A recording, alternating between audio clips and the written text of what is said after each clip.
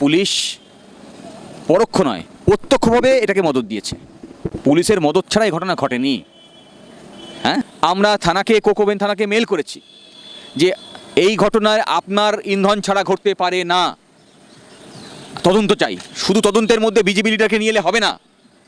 BJP leader পশ্চিমবঙ্গের মধ্যে এই ঘটনার সাহস এর আগে কখনো পায়নি, কি করে এখন পাচ্ছে? কি করে থানার অনধিদূরে এই ঘটনা 3 ঘন্টা ধরে চলতে পারে? কোন পুলিশ অফিসাররা কে ছিল সেই সময়কার ডিউটি অফিসার? থানা কেন পৌঁছায়নি? এই সমস্ত তদন্ত করতে হবে। তদন্ত করলে দেখবেন যে এর মধ্যে এই রাষ্ট্র ব্যবস্থার দায়িত্বে আছে যে দল, তাদের নেতা মন্ত্রীদের ইন্ধন আছে। পুলিশ তো এখন তৃণমূলের ইনস্ট্রাকশন ছাড়া কোনো কাজ করে না। তাহলে এখানে ইনস্ট্রাকশন কারা দিয়েছিল? দ্বিধা নেই, শাসক দল এবং আরএসএস নিজেদের মধ্যে বোঝাপড়া করেছে, আর তার নিরিখে এই ঘটনা ঘটছে। এই ঘটনার পুনরাবৃত্তি যাতে পশ্চিমবঙ্গে না হয় তা নিশ্চিত করতে হবে। গরুগুলোকে লরি থেকে নামিয়ে ছেড়ে দিয়ে গরুর দড়িগুলোকে ছুরি দিয়ে কেটেছে, সেই দড়িগুলোকে গলায় ফাঁস দিয়েছে, আর একটা দড়ি দিয়ে হাতগুলোকেই 8 জনে বেঁধেছে। এইবার সেই ফাঁস দিয়ে টানছে। বক্তব্য হচ্ছে ফাঁস লেগে মরে যাওয়ার উপক্রম। তখন পাশ থেকে একজন বলছে ফাঁস লেগে মারিস না, ওদেরকে গাড়িতে তুলে পুড়িয়ে মার একসঙ্গে। এই ধরনের নৃশংসতা পশ্চিমবঙ্গে কোনদিন দেখতে হবে আমি ভাবিনি।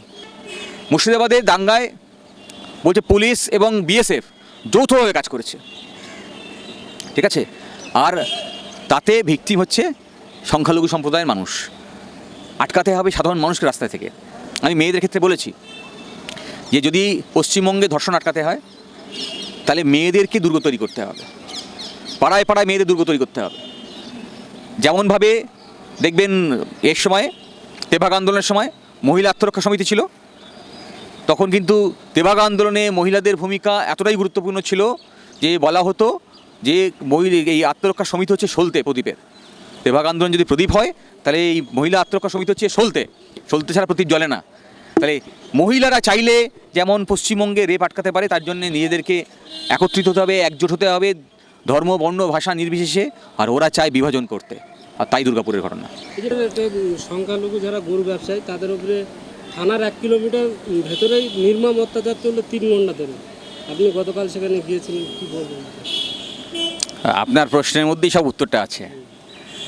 থানা থেকে কেউ বলছে 200 মিটার, কেউ বলছে 500 মিটার দূরে ঘটনাটা ঘটছে, আর ঘটছে 3 ঘন্টা ধরে।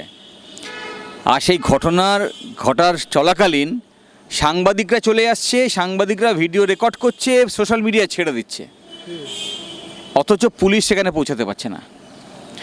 তার মানে বুঝে নিতে হবে পুলিশ পরোক্ষ নয় প্রত্যক্ষভাবে এটাকে মদত দিয়েছে।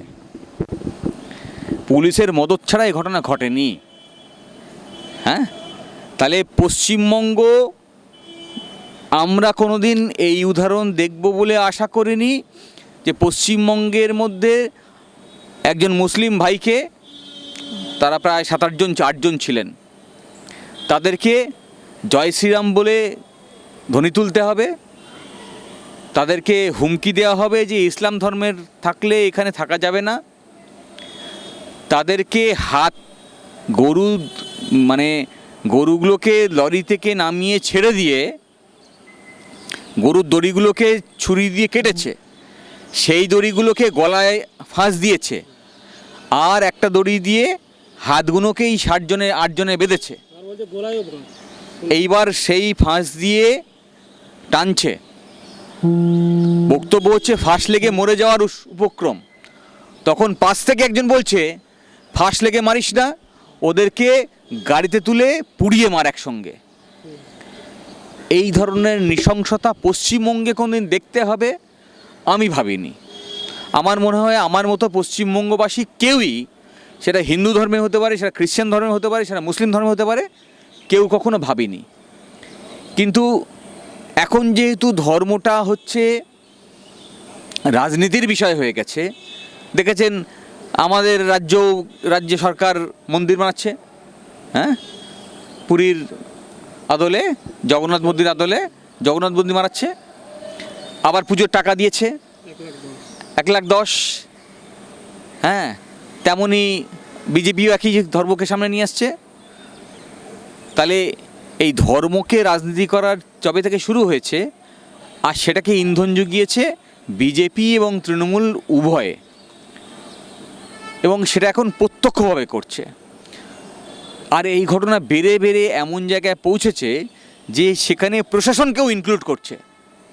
আমরা গতকাল অল ইন্ডিয়া লয়ার্স ইউনিয়নের হাইকোর্ট কমিটির পক্ষ থেকে ওইখানকার ডেপুটি কমিশনারকে চিঠি দিয়ে এসেছি, কমিশনার অফ পুলিশকে মেল করেছি, আমরা থানাকে কোকোবেন থানাকে মেল করেছি যে এই ঘটনায় আপনার ইন্ধন ছাড়া ঘটতে পারে না, তদন্ত চাই। শুধু তদন্তের মধ্যে বিজেপি লিডারকে নিয়ে এলে হবে না। বিজেপি লিডার পশ্চিমবঙ্গের মধ্যে এই ঘটনা ঘটানোর সাহস এর আগে কখনো পায়নি, কি করে এখন পাচ্ছে? কি করে থানার অনধিদূরে এই ঘটনা 3 ঘন্টা ধরে চলতে পারে? কোন পুলিশ অফিসাররা কে ছিল সেই সময়কার ডিউটি অফিসার? থানা কেন পৌঁছায়নি? এই সমস্ত তদন্ত করতে হবে। তদন্ত করলে দেখবেন যে এর মধ্যে এই রাষ্ট্র ব্যবস্থার দায়িত্বে আছে যে দল, তাদের নেতা মন্ত্রীদের ইন্ধন আছে। পুলিশ তো এখন তৃণমূলের ইনস্ট্রাকশন ছাড়া কোনো কাজ করে না। তাহলে এখানে ইনস্ট্রাকশন কারা দিয়েছিল?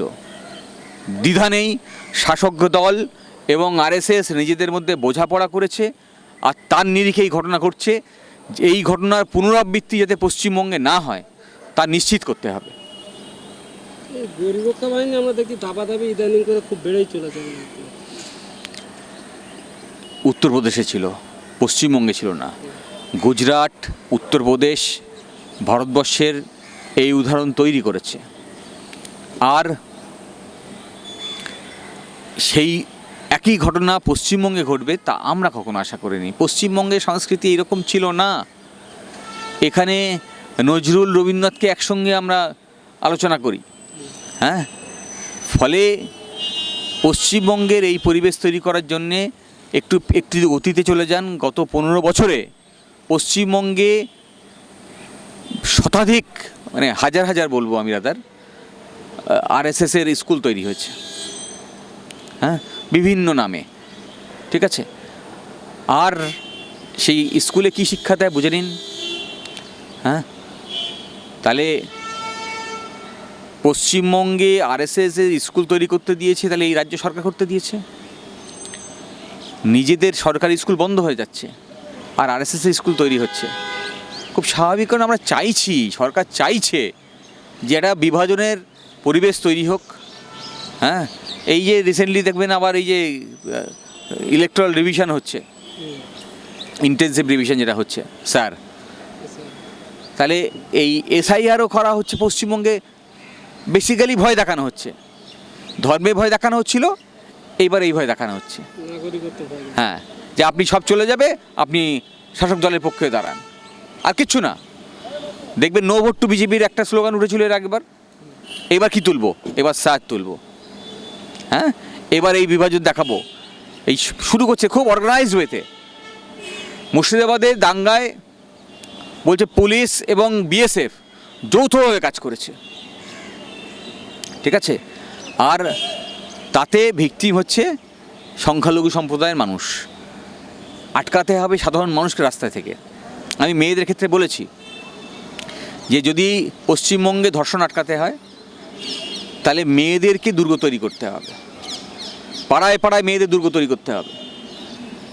যেমনভাবে দেখবেন এর সময় তেভাগা আন্দোলনের সময় মহিলা আত্মরক্ষা সমিতি ছিল, তখন কিন্তু তেভাগা আন্দোলনে মহিলাদের ভূমিকা এতটাই গুরুত্বপূর্ণ ছিল যে বলা হতো যে এই আত্মরক্ষা সমিতি হচ্ছে সলতে প্রদীপের।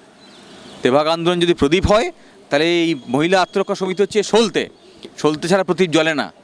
তাহলে মহিলারা চাইলে যেমন পশ্চিমবঙ্গে রেপ আটকাতে পারে, তার জন্যে নিজেদেরকে একত্রিত হতে হবে, একজোট হতে হবে, ধর্ম, বর্ণ, ভাষা নির্বিশেষে। আর ওরা চায় বিভাজন করতে, আর তাই দুর্গাপুরের ঘটনা। এই যে পারিজিৎ গাঙ্গুলি প্রকাশ্য ভিডিও মেসেজ দিচ্ছে যে এরা রোহিঙ্গা, এরা আর কত কেস হবে হোক, আমরা গরু পাচার হতে দেবো না।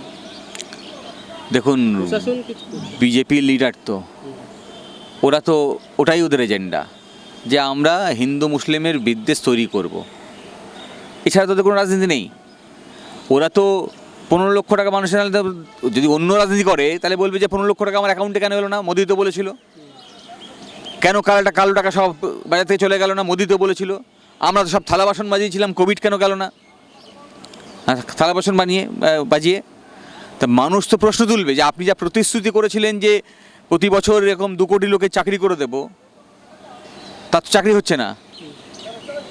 তাহলে এই সব প্রতিশ্রুতি নিয়ে তো প্রশ্ন তুলবে। তাহলে এই প্রশ্ন তুলতে গেলে এই মানুষ সব একজোট হবে, আর একজোট আটকাতে গেলে বিভাজন তৈরি করতে হবে। তাই ওরা ওদের রাজনীতি করছে। কিন্তু এইটাকে আটকানোর দায়িত্ব ছিল তো যারা ক্ষমতায় আছে, যাদের দায়িত্ব ছিল আইনে শাসন প্রতিষ্ঠা করা, তারা চুপচাপ কেন বসে আছে? আসলে এরা দুজন একজোট বেঁধেছে, তৃণমূল আর বিজেপি। ওই জন্য আমি সবসময় বলি যে আরএসএসের 2টি ফুল, একটা পদ্ম ফুল, একটা ঘাস ফুল।